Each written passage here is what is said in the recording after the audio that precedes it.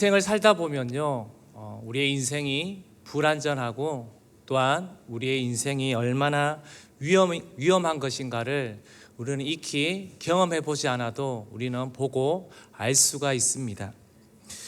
예측할 수 없는 일, 해결할 수 없는 일, 뜻밖의 위기들. 그러기에 인생이라는 것이 도무지 예측할 수 없는 것입니다. 8년 전 세월호 사건으로 304명이라는 목숨을 앗아갔습니다. 또 며칠 전 이태원 압사로 156명이라는 젊은 인재들을 목숨을 앗아갔습니다. 또 해외에서는 인도에서는 10월 30일 날 인도 힌두교 축제에서 인파가 몰려서 보행자가 강물 위 전용 현수교 위에서 그 다리가 무너져서 약 141명이 사망했다는 뉴스를 접했습니다. 같은 시기에 이러한 사고들이 일어난 것도 참 우연은 아닌 것 같습니다. 그런데 이러한 위험한 인생길을 걸어가는 가운데 우리를 안전하게 지켜주시고 인도해 주실 분은 오직 하나님 한 분밖에 없다는 것입니다. 하나님을 떠나 있거나 하나님을 모르는 사람에게는 이 땅에서는 절대로 하나님의 평강을 찾을 수가 없고 또한 그러한 기쁨도 누릴 수가 없습니다. 오늘 3일 밤 예배에 나오신 유일한 이유는 무엇일까요? 바로 하나님을 만나러 나오신 것인 줄로 믿습니다. 예배의 본질은 하나님을 만나는 것입니다. 오늘 이 밤에 하나님의 임재가 우리의 한 사람 한 사람 마음 가운데 있기를 소망합니다. 오늘 시편 123편은 120편부터 이어지는 말씀으로 성전으로 올라가는 노래 네 번째 이야기입니다. 구약에서는 성전은 무엇을 의미합니까? 하나님의 임재가 있는 곳, 또 하나님이 거하시는 곳을 의미합니다. 이스라엘 백성들이 성전에 올라간다는 말은 무슨 말일까요? 바로 하나님을 만날 것을 기대하고 사모한다는 마음입니다. 하나님이 우리와 함께 한다는 것이겠죠. 오늘 시편 123편 말씀을 통하여서 하나님의 성전을 향해 올라가는 그들의 초점을 우리가 보면서 어디에 초점이 맞춰져 있는지 보면서 오늘의 말씀을 나누고자 합니다. 오늘 제목을 보셨죠? 하나님을 향한 초점입니다. 첫 번째입니다. 하늘을 바라보는 것입니다. 우리가 하나님을 향해 우리의 인생의 초점을 맞추기 위해서는 바로 하늘을 바라보는 것입니다. 우리 1절 말씀을 다시 한번 읽도록 하겠습니다. 하늘에 계시는 주여, 내가 눈을 들어 주께 향하나이다. 성전을 향해 가는 자들은 땅을 바라보는 것이 아닙니다. 바로 하늘을 향해 그들의 눈을 들어서 바라보는 것입니다. 끊임없이 이 땅에서 벌어지는 일들은 우리가 해내야 하는 일들이 참으로 많습니다. 가정 안에서 또한 직장 안에서 학교에서 하는 일을 하다 보면 우리의 눈이 어디로 향하여 있습니까? 바로 땅으로 향할 수밖에 없습니다. 그러므로 이 땅에 일어나는 일들로 고민하고 해결하기 위해 우리는 애쓰게 됩니다. 그런데 예배만은 그렇게 되면 안 됩니다. 성전에 올라갈 때는 땅으로 향해 있던 우리의 시선이 다시 끌어올려 하늘을 바라봐야 한다는 것입니다. 오늘 이 밤에 이 땅에 일어나는 다양한 문제와 일들로 향해 있던 그 시선을 다시 한번 주님께로 향했으면 좋겠습니다. 이 땅을 바라보면 이 땅의 것으로 온갖 다양한 문제들로 우리가 그 문제에 함몰될 수밖에 없습니다. 이 땅에서 우리에게 주시는 기쁨과 평안은 영원하지가 않습니다. 잠깐뿐입니다. 그래서 여기에서 바라본다는 네 가지의 의미가 있습니다. 소망한다는 뜻이 있고요. 또한 중요하게 생각한다는 것이 있고, 사랑한다는 의미가 있고, 그리고 도움을 구한다는 의미가 있습니다. 우리가 하늘을 바라본다는 의미는 바로 이러한 네 가지 의미를 함축하고 있습니다. 성전을 향해 예배하는 그 시작이 무엇입니까? 바로 하나님을 바라보는 것, 하나님께 소망을 두는 것을 말하고 있습니다. 예배의 시작은 이 네 가지 마음을 가지고 의미를 가지고 또한 하나님을 바라보기 시작할 때 그때 우리가 예배 안으로 깊이 들어갈 수가 있습니다. 골로새서 3장 1절 말씀을 한번 읽도록 하겠습니다. 그러므로 너희가 그리스도와 함께 다시 살리심을 받았으면 위의 것을 찾으라. 거기는 그리스도께서 하나님 우편에 앉아 계시느니라. 여기에서 위의 것을 찾으라, 하늘을 바라본다는 의미입니다. 조금 전에 첫 번째 제목인 하늘을 바라보는 것이다. 여기에 소제목입니다. 소망한답니다. 첫 번째는 소망한다는 것인데요, 위의 것을 생각한다는 것입니다. 땅의 것에 매이기 시작하면 우리는 하늘의 것이 보이지가 않습니다. 하나님이 어떤 분이신지도 우리는 보이지가 않습니다. 그냥 지금 놓인 문제만 해결해 주실 분으로 우리는 여기게 됩니다. 먼저는 이 땅에 붙잡고 가는 것에 있어서 이것만은 안 돼라고 하는 어떠한 영역을 내려놓는 시간이 바로 오늘 이 시간이 되었으면 합니다. 그때 하나님은 어떤 분이신지 예배가 열리기 시작하게 될 것입니다. 우리의 소망은 하늘, 즉 천국에 두시기를 소망합니다. 복음의 순수한 생명력은 하늘의 소망을 둘 때에 유지가 됩니다. 그렇기에 너무 땅에 매이거나 집착하지 마시기를 바랍니다. 하늘을 바라본다는 것은요, 두 번째, 중요하게 생각한다입니다.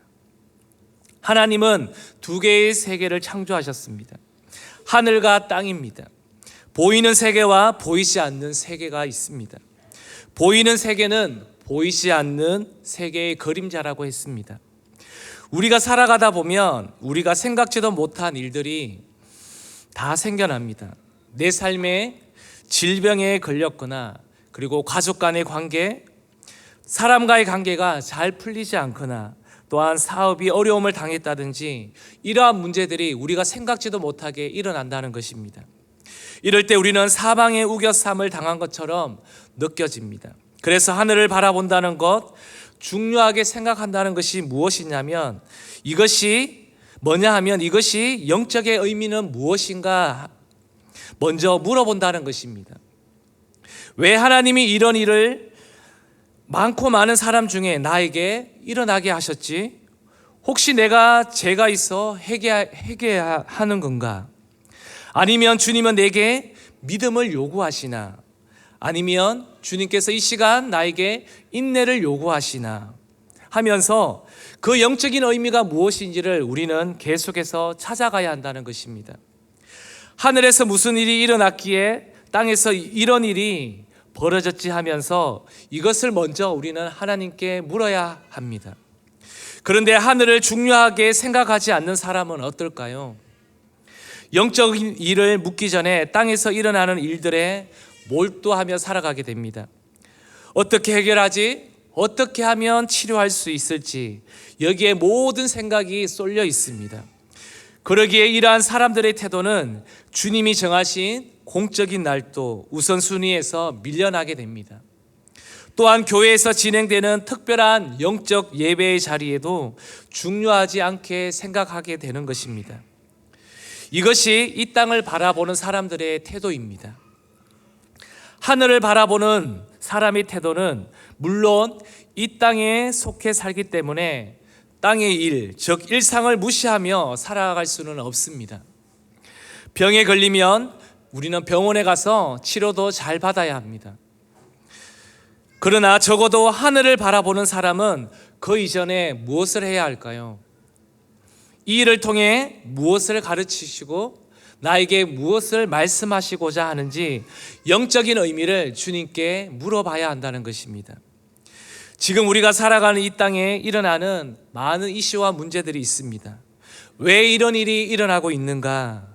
우리가 지금 보고 있는 차별법이라든지 동성애법이라든지 동성애 문제라든지 이슬람 문제, 그리고 세계가 주목하는 여러 가지 환경 문제들, 북한과의 관계들, 또한 국제 관계들, 하나님께서 이 일을 통해 우리에게 말씀하시고자 하는 것이 무슨 의미인가 하는 것을 우리는 날마다 그 영적인 의미를 우리는 살펴보아야 한다는 것입니다. 또한 하늘을 바라본다는 것은요, 사랑한다는 것입니다.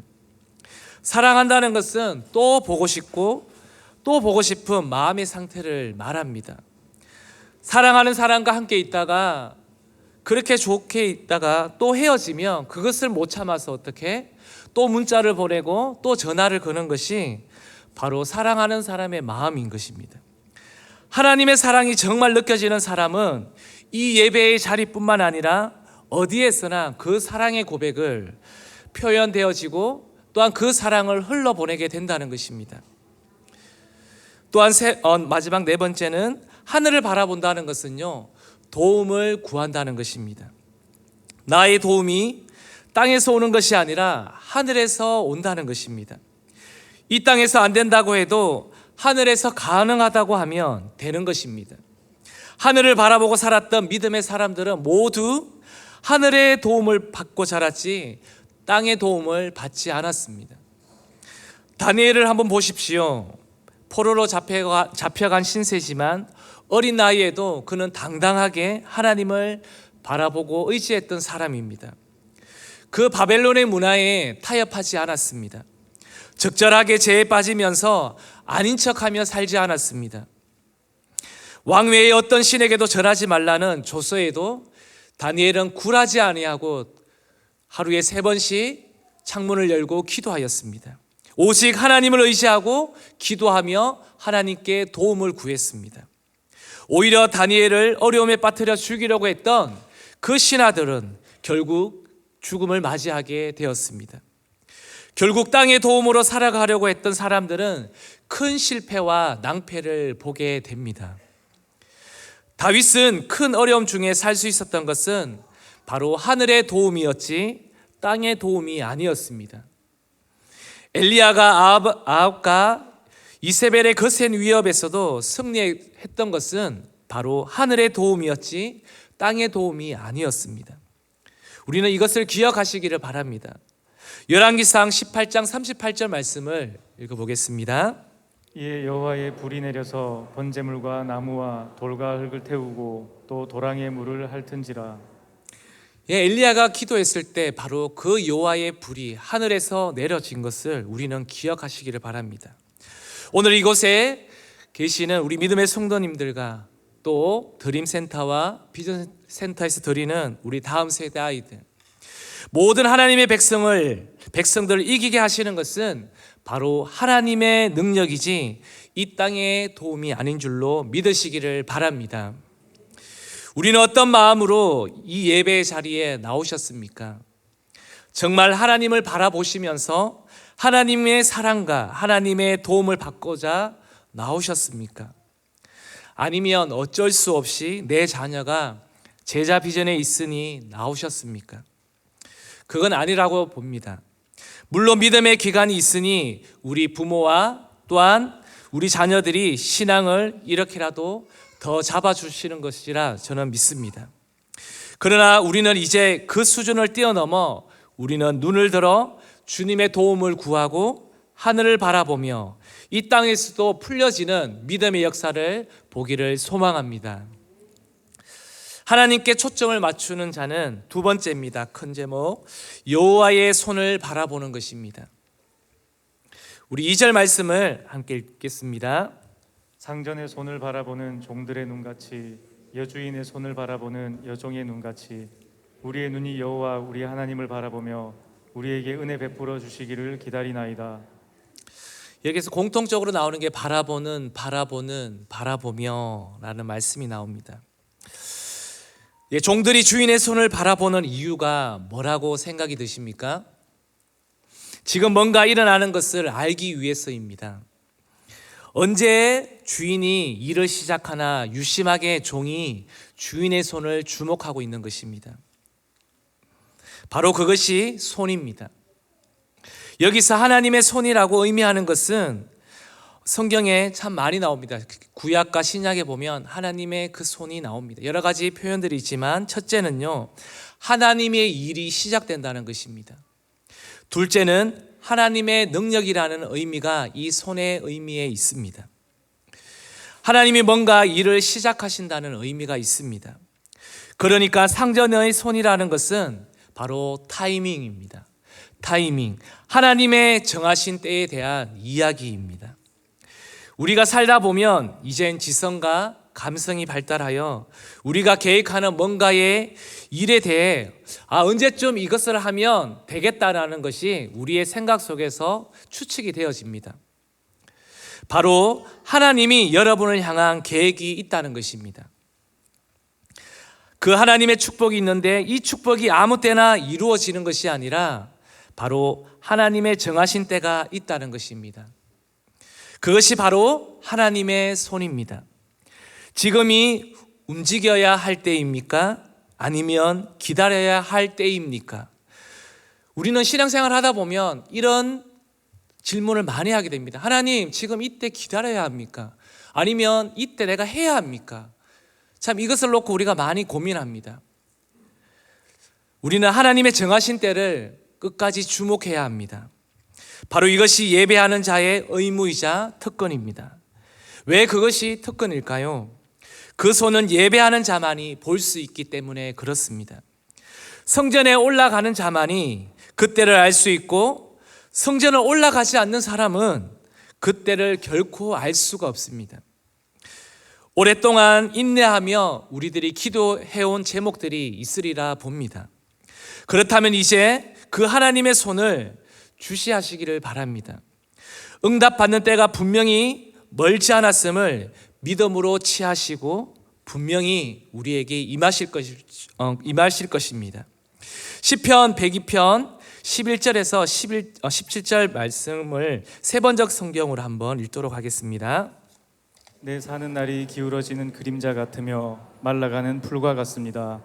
그러나 주님은 영원히 보좌에서 다스리시며 주님의 이름은 대대로 찬양을 받을 것입니다. 주님, 일어나셔서 시온을 긍휼히 여겨 주십시오. 때가 왔습니다. 시온의 은혜를 베푸실 때가 왔습니다. 주님의 종들은 시온의 돌들만 보아도 즐겁습니다. 그 티끌에도 정을 느낍니다. 문 나라가 주님의 이름을 두려워하고 이 땅의 왕들이 주님의 영광을 두려워할 것입니다. 주님께서 시온을 다시 세우시고 그 영광 가운데 나타나실 것이기 때문입니다. 헐벗은 사람의 기도를 들으시며 그들의 기도를 업신여기지 않을 것입니다. 하나님은 헐벗은 사람의 기도를 들으시고 멸시치 않는다고 말씀하고 있습니다. 은혜를 베푸시는 때가 분명히 있다는 것입니다. 눈에 보이는 것에 우리는 낙심하고 흔들립니다. 우리는 이 땅에 살아가기 때문에 낙심을 할 수밖에 없습니다. 그러나 그때마다 어떻게 하라고요? 우리 믿는 자들은 바로 하나님의 그 손을 주목하라는 것입니다. 정한 때가 곧 임할 것이라는 것입니다. 바로 이 놀라운 사실을 누가 목도한다고 했습니까? 바로 예배하는 자가 보게 될 것이라고 성경은 분명히 말하고 있습니다. 또 하나는 그분의 손은 능력을 말하고 있습니다.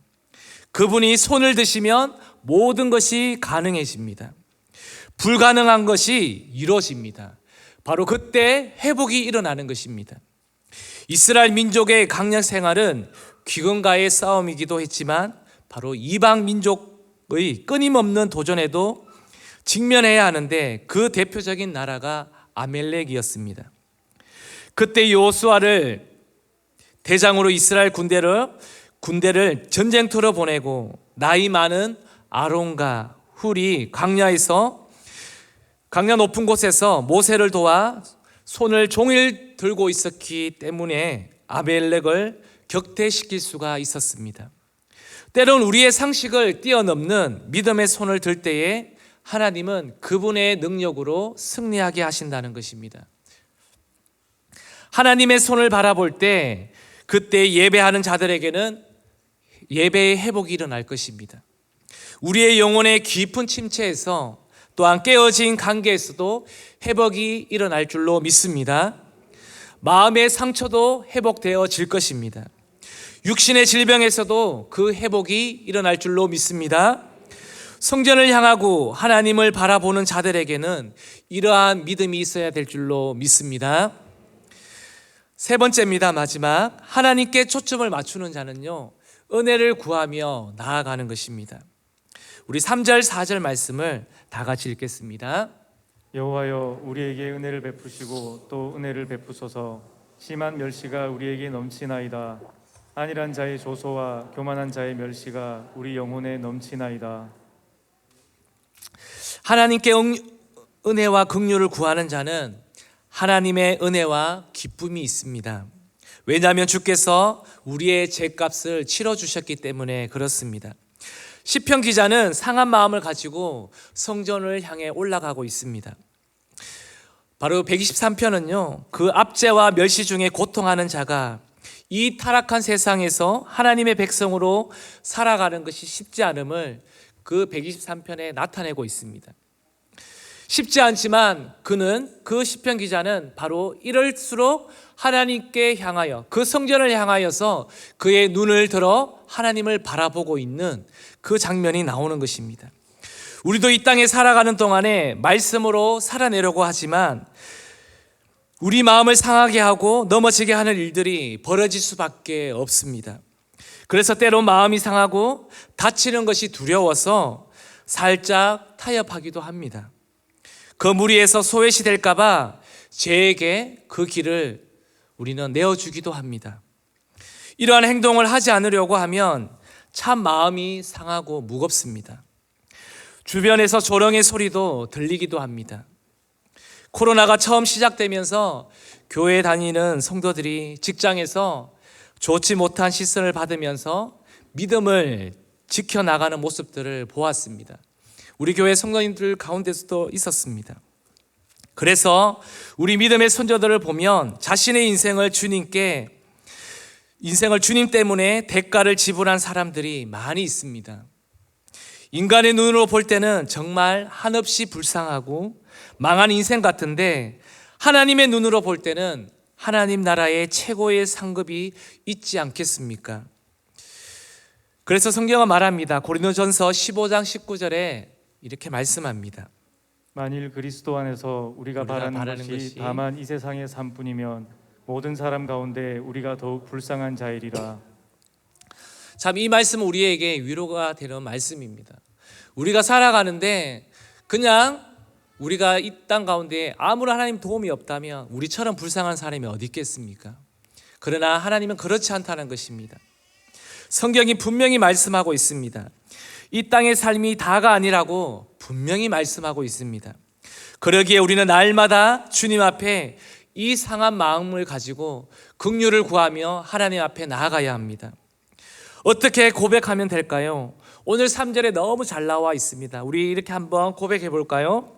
여호와여 우리에게 은혜를 베푸시고 또 은혜를 베푸소서. 아멘.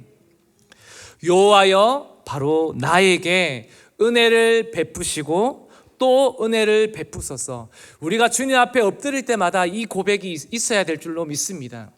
다른 기도 많이 하지 않아도 좋습니다. 그냥 하나님 앞에 엎드리면 하나님 나를 불쌍히 여겨 주십시오. 하나님 은혜를 베풀어 주십시오. 하나님은 그 기도 가운데 주님께서 우리의 기도와 우리의 말에 응답하실 줄로 믿습니다. 대형교회에서는 많은 예배와 기도의 자리가 있습니다. 때론 그것이 걸림돌이 되시는 분들이 계시지는 않습니까? 이렇게까지 해야만 주님이 응답하시나? 그러면 내 삶은 어디로? 이것을 언제까지? 부모님들은 우와 내 삶은 없어. 내 자녀들이 모두 졸업할 때까지 하면 와 내 인생은 없어. 혹시 이렇게 생각하시는 분들은 없으신가요? 하나님은 분명 우리의 헌신과 마음을 보십니다. 저는 이 말씀을 준비하면서 모세가 생각이 났습니다. 바로의 궁전에서 40년 그 나일강에서 40년 동안 그가 처음 나일강에서 죽을 수밖에 없었던 모세였습니다. 그러나 건짐을 받아 하나님 나라 위에서 지도자로 준비된 기간, 자신을 아주 대단한 사람으로 생각했던 시기였습니다.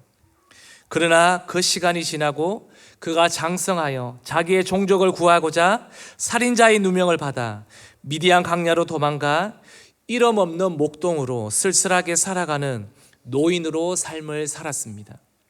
이때 그는 나는 아무것도 아닙니다. 하나님 앞에서 자신을 돌아보게 하면서 무려 이 사실을 40년 동안 배우게 되었습니다. 모세는 40년이 끝난 후에 하나님이 모세 보고 이제 너 합격이야.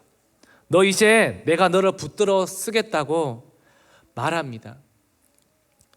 그런데 그때 모세가 뭐라고 말합니까? 하나님, 나 이제 아무것도 못해요. 저는 말도 못하고요. 백성들을 설득하지도 못합니다. 그때 하나님이 뭐라고 말씀하십니까? 네 입을 누가 만들었느냐? 말하는 사람을 내가 세워준다.